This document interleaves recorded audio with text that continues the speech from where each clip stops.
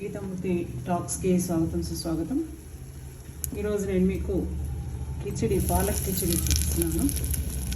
చాలా బలవర్ధకమైనది, పిల్లలు కూడా మంచిగా తినొచ్చు. దీన్ని బ్రేక్ఫాస్ట్ కింద కానీ, నోరు రుచికరంగా లేనప్పుడు కానీ, ఎమర్జెన్సీలో తొందరగా అయ్యే వంటకం కూడా ఇది.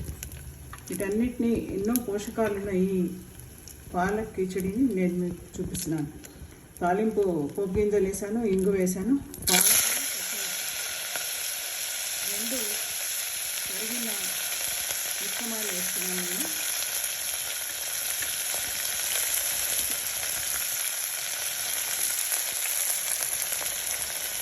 కొద్దిగా పసుపు కడతాను. తర్వాత ఒక్క గ్లాసు కనుక మనం బియ్యం తీసుకున్నట్టయితే,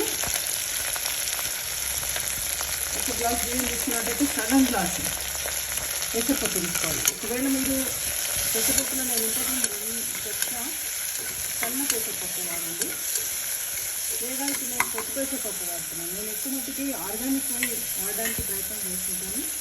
సో ఇందులో భాగంగా చూడండి, నేను ఒక చిన్న గ్లాసు బియ్యం, కొత్త పెసరపప్పు 2 కడిగి పెట్టాను.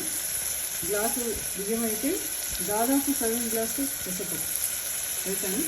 ఈ రెండింటిని ఇష్టమని నేను వేస్తున్నాను. దీనికి సరిపడా ఉప్పు వేసి, మెత్తగా కావాలనుకుంటే కనుక 3 విజిల్స్ పెట్టండి. కొంచెం పొడి పొడిగా కావాలనుకుంటే కనుక 2 విజిల్స్ పెట్టండి. మంచి కిచిడి అవుతుంది. ఇది బ్రేక్ఫాస్ట్కి బాగానే ఉంటుంది, డిన్నర్కి బాగుంటుంది, ఎమర్జెన్సీలో బాగుంటుంది. అప్పటికప్పుడు చేసి పెట్టడానికి వేడివేడిగా చిన్నపిల్లలకు కూడా చాలా బలవర్ధకమైన ఆహారం.